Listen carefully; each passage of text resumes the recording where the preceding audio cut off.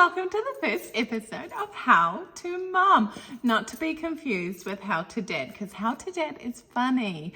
I'm not funny, I am sarcastic. It's the one thing that I got from my father who walked out 15 years ago.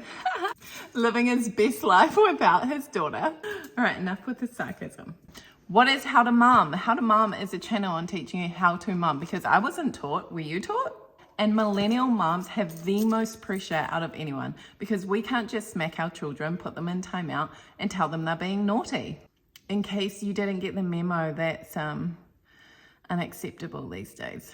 So let's learn some leadership. Let's become emotionally intelligent. Let's become competent, and we will become calm and confident parents, moms. If you're wondering if this is for you, let's go over a few things, okay? I do love sarcasm. I've already said that. If you're easily offended, probably not for you. I teach how to not take things personally, because you've got children and your children are often unfiltered. And if you are being easily triggered by your child, easily offended, you are not going to be calm or confident. So maybe you should stick around. Over here at How to Mom, we do not have problems. You never have a problem. You only have a need, a solution, or acceptance. You state your need, I need space. You state your solution, I'm going to put an activity on and walk around the house so I get some space.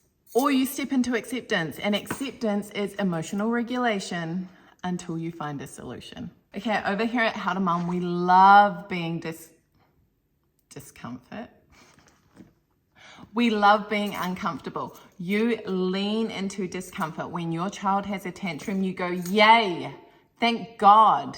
This is an opportunity that I have to show up as my calm and confident self, because you grow when you are uncomfortable. Comfort is the enemy. Another value that we have over here at How to Mom is we prioritize future self. Why? Children can be chaotic. We need to be the stabilizing feature in this family. For me, prioritizing future self is having systems and habits in place. I've already said don't take it personally, because the world doesn't revolve around you and your children are egocentric. What does that mean? That means that this part of their brain, the prefrontal cortex, is not fully developed, which means that they do not have the skills to think ahead for their actions, to think about your feelings, to focus. They can't emotionally regulate. They have bad impulse control, non-existent impulse control. And everything in their little world is about them.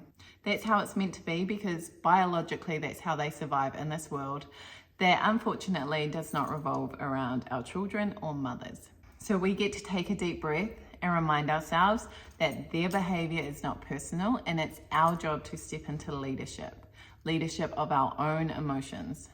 Over here, we freaking love and we embrace responsibility. Why? Because actually it's the only option. If you want to get ahead in life and you want to be the leader of your family, you love responsibility from now on.